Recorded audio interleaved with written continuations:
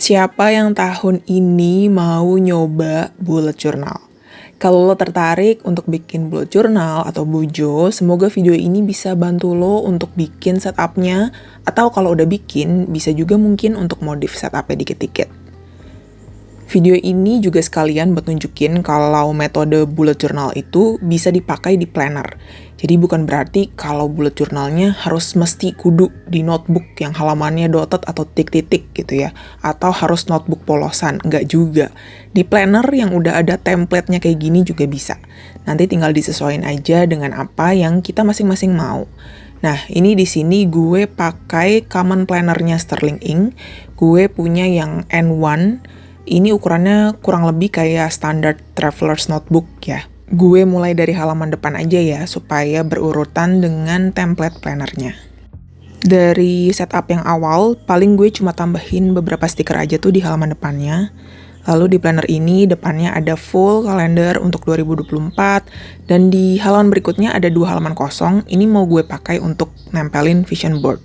Cuma karena gue lagi nggak ada di rumah, jadi ya nanti aja kalau udah ketemu printer gue sendiri, baru deh gue print dan tempel-tempel di situ. Ini ada halaman goal breakdown, gue pakai halaman ini dengan bagi per barisnya jadi satu area. Nah, karena planner ini bakal jadi planner buat tempat gue ngerekam less journaling juga konten-konten sosial media gue, jadi gue baginya kayak gini. Area pertama less journaling, area kedua YouTube, dan nantinya juga bakal gue isi dengan goal jangka panjang juga goal jangka pendek. Lanjut, ini ada halaman kuartal. Nah, di sini nih gue pakai buat ngatur prioritas, future log, juga buat beberapa tracker yang menurut gue penting. Gue contohin di halaman yang kosong aja ya. Jadi yang hari libur nasional itu udah gue tulisin. Nanti bisa gue tambahin juga dengan ulang tahun atau event-event yang mau gue bikin atau gue hadiri. Buat yang halaman kiri, gue cuma nambah 1 garis doang supaya dapat 2 kolom. Kolom yang pertama nanti gue tulis dengan prioritas, terus kolom yang keduanya itu buat reviewnya. Nah, di halaman kanan, bagian bawahnya paling gue cuma tulis kayak highlight of the month. Lanjut ada monthly calendar. Nah, di sini gue biasanya pakai untuk content tracker, juga buat event tracker. Walaupun itu kalau dilihat ya, YouTube tuh gue pengennya hari Minggu, tapi pada prakteknya hari Senin.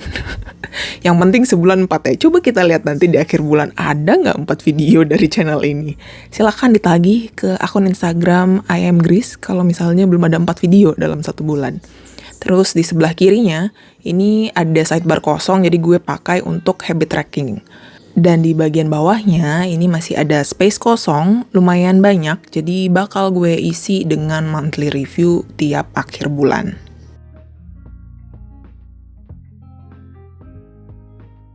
Gue juga suka pasang sticky tab kayak gini buat ngingetin diri gue sendiri. Misalnya nih, lapor pajak kan biasanya akhir Maret ya. Nah, gue dari Februari udah siapin prep pajak gitu, kayak ngumpulin bukti potong dan lain-lainnya itu supaya pas Maretnya nggak gelagepan nyari-nyari lagi.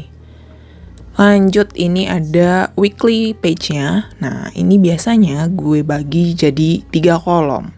Masing-masing kolom ini represent satu kategori, jadi nanti bisa disesuaikan lagi dengan kalian yang pakai notebook polosan atau mungkin punya planner yang template-nya mirip. Kalau di halaman kanannya itu karena kosong, biasanya gue tulis dengan notes atau tiba-tiba ada to-do list tambahan yang perlu gue kerjain di minggu itu. Terus mungkin ada inspirasi atau ide-ide baru. Nah, gue taruh dulu aja semuanya di situ. Jadi biasanya kalau kerja atau kalau lagi mau bikin konten, planner ini kebukanya halamannya halaman yang ini, yang weekly.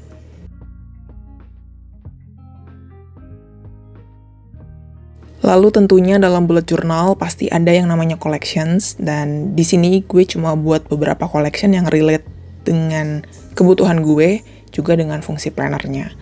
Nah, karena ini planner yang kemungkinan besar akan gue bawa-bawa kemana-mana, jadi gue bikin collection yang pertama index pasti, terus yang kedua ada when did I last. Baris pertama itu buat nulis bulan, jadi bulannya gue tulis pakai angka. Lalu di kolom yang kiri itu ya detail aktivitasnya atau habitnya. Ada sesuatu aktivitas atau kebiasaan yang repetisinya tuh bukan harian, bukan mingguan, tapi bisa 1 bulan sekali atau malah 2-3 bulan sekali. Biar terpantau semuanya, jadi gue jadikan satu di collection yang ini. Contoh ya, misalnya kayak mau cek angin ban gitu. Itu kan nggak seminggu sekali juga. Terus misalnya gue mau panggil tukang servis AC, itu juga kan nggak seminggu sekali gitu. Jadi ditaruh di sini biar nggak lupa. Lalu collection berikutnya ada content ideas, juga less journaling ideas. Jadi kalau misalnya gue kepikiran sesuatu, ini ada ide seru nih buat dibikin konten, nah gue taruh di sebelah kiri. For-nya itu nanti gue tulis ini buat apa nih? Buat Instagram kah? Atau buat YouTube kah? Atau mau bikin buat blog post, itu bisa macam-macam. Terus tanda checklist di kanannya itu nanti gue tulis tanggal publish-nya. Dan less journaling ideas ya sudah cukup self-explanatory ya. Lalu ini ada less journaling log, jadi gue mau catat kayak gue bikin less journaling kapan aja, terus temanya apa, dan ada beberapa checklist yang perlu gue lakukan untuk ngejalanin less journaling. Terus di bawahnya itu ada collabs. Jadi nanti gue juga mau nulis gue collab sama siapa aja, entah sesama kreator kah atau sama brand kah. Nah, ini nanti gue tulis juga di sini.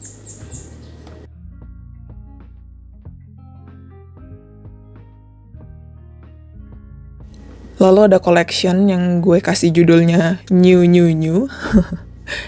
Karena ada beberapa project baru yang pengen gue bikin, gue coba di 2024. Jadi ini gue dedikasikan 3 halaman sebagai starting point-nya aja. Jadi nanti gue bisa refer back ke halaman ini saat gue mau lihat dan mau mengelaborasi detail-detailnya. Terus ada wishlist collection, ini nanti bakal gue tambahin 1 garis buat nambahin 1 kolom lagi untuk nyatet kira-kira berapa jumlah uang yang diperlukan untuk wishlist gue itu. Misalnya gue pengen nambah kucing buat 2024, nah itu kan udah pasti butuh biaya. Nah itu nanti gue catat dulu di situ perkiraannya. Nah terus ada beberapa halaman kosong yang gue biarin dulu, barangkali ada collection baru yang tiba-tiba kepikiran nanti. Nah itu gue taruh juga di situ. Selesai dengan collections, gue lanjut pakai halaman belakangnya untuk menulis berbagai macam hal. Bisa dari outline less journaling, terus ada bagian belakang ini juga buat catatan belajar, dan gak menutup kemungkinan catatan baca juga nanti bisa gue taruh di sini.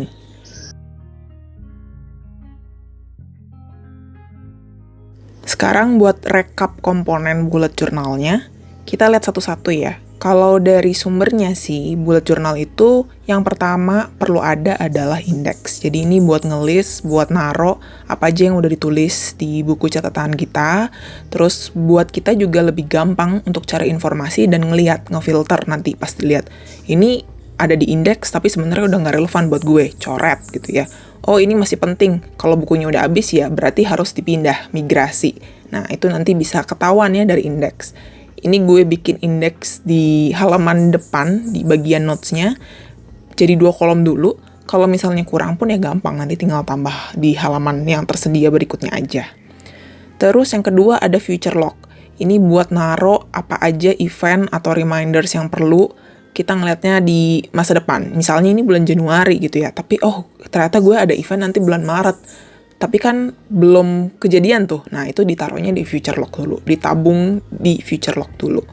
Ini gue pakai di bagian kuartalnya. Kalau di planner ini contohnya sih future lognya bagian hari libur doang ya. Tapi nanti bakal gue tambahin dengan yang lain-lain. Buat tambahan pengingat seperti ulang tahunnya siapa, itu juga nanti bakal gue tambahin di situ. Terus yang ketiga ada monthly log. Nah ini halaman khusus buat nulis event di 1 bulan, juga tugas-tugas yang penting yang perlu kita selesaikan di dalam bulan itu. Karena gue pakai planner, jadi udah ada template-nya.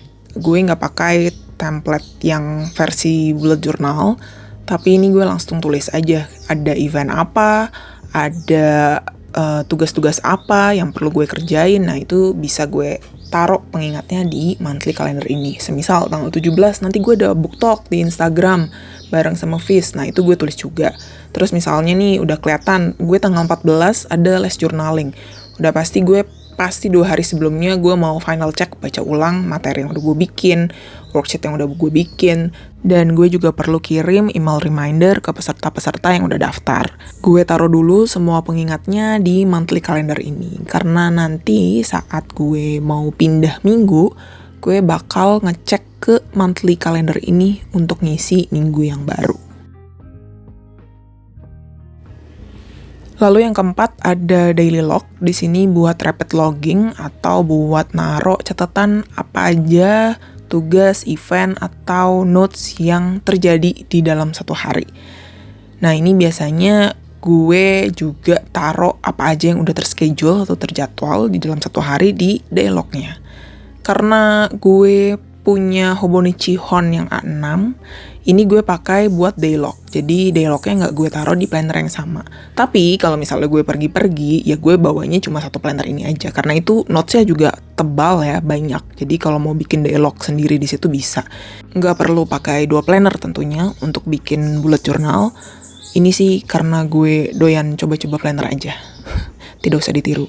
Terus yang terakhir ada collections juga. Tadi kalian udah lihat juga isi collection gue apa aja. Dan yang ngebedain tuh sebenarnya kalau di bullet journal nggak wajib nih ada weekly page atau weekly log. Nah kalau gue justru ngerasa yang bagian mingguan ini juga nggak kalah penting atau malah menurut gue paling penting.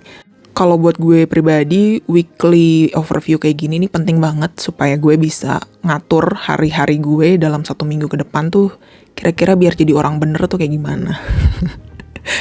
Ya semoga video ini membantu buat kalian yang lagi pengen nyobain bullet journal. Kalau ada rekomendasi collection apa yang menurut kalian menarik, atau ada setup lain yang buat kalian penting banget nih ada di bullet journal, bisa share-share juga di komentar ya. Thank you for watching, sampai ketemu di video berikutnya. Bye-bye!